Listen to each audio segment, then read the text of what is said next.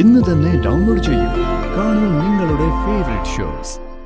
കരുണാകരന് പുല്ല് വില പോലും കൊടുക്കാതെ ഇറങ്ങിപ്പോയവനാ.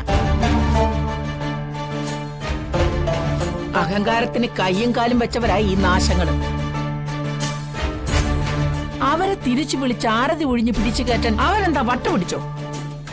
ഒരു ഉളുപ്പവുമില്ലാതെ തിരിച്ചു വന്നിരിക്കുന്നു. തരുമ്പ് പോലും വ്യക്തിത്വം ഇല്ലാത്ത ഒരു ഗതികെട്ടവൻ. എക്സ്ക്യൂസ് മീ അപ്പച്ചി, ആരാ അപ്പച്ചി ഗതികെട്ടവൻ? നിന്റെ തന്ത ആ കുറുപ്പ്. ഓ, എന്റെ അച്ഛൻ.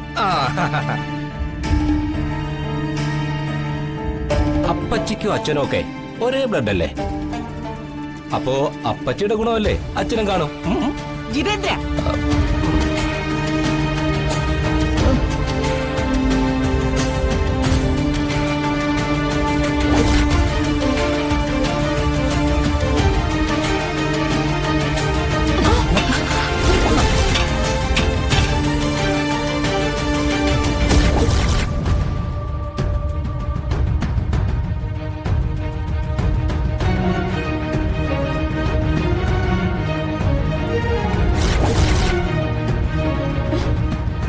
നോറിയ പണി ചെയ്തതും പോരാഞ്ഞ് ആരതി കുടിഞ്ഞ് ഐശ്വര്യത്തോടെ കേട്ടുന്നോ? ചെയ്യാത്ത കുറ്റത്തിന് എന്നെ പ്രതിയാക്കാൻ നോക്കിയവനാ ജഗൻ. എല്ലാത്തിന്റെ ആണിക്കല്ല് തെറിപ്പിക്കണം. ഈ ഒരുമ്പെട്ടവള് കുടുംബം തകർക്കാൻ ഇറങ്ങിയിരിക്കുന്നു. നാത്തൂനെ, എന്നെ തോൽപ്പിച്ച ചിരിയുമായി ഇവര് പല്ലിളിച്ച് നിൽക്കുമ്പോ എനിക്കിവിടെ സ്വസ്ഥമായിട്ട് കഴിയാൻ പറ്റില്ല. ഞാനിവിടുന്ന് ഇറങ്ങിത്തരാം. ഇറങ്ങുന്നതും ഇറങ്ങാത്തതും ഒക്കെ നാത്തൂന്റെ ഇഷ്ടം. പിടിച്ചു നിർത്താനൊന്നും എന്നെ കിട്ടില്ല.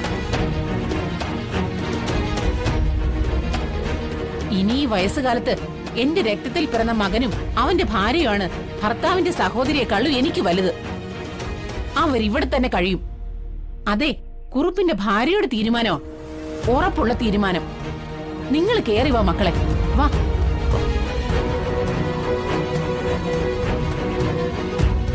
വാ മോളെ.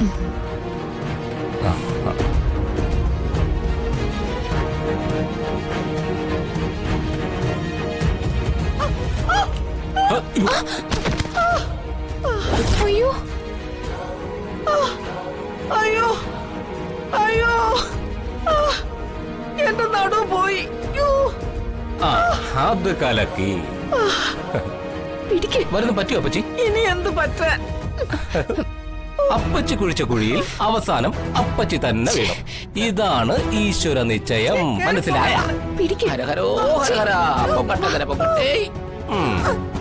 എന്താ എന്താ ഇവിടെ ശബ്ദം? എടാ, ചക്ക വീണതാടാ. ഓ അല്ല, അപ്പച്ചി വീണതാടാ.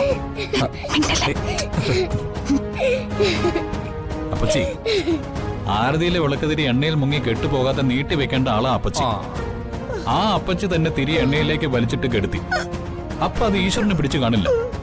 അതാ അപ്പച്ചിയെ വീഴ്ത്തിയത്. വെറുതെ ആവശ്യമില്ലാത്ത പണിക്കൊക്കെ അപ്പച്ചി എന്തിനാ പോയത്? ഈ പ്രായത്തിൽ വല്ല പൊട്ടലൊക്കെ സംഭവിച്ചാലേ പിന്നെ ചാകുന്നത് വരെ ബെഡിലായിരിക്കും.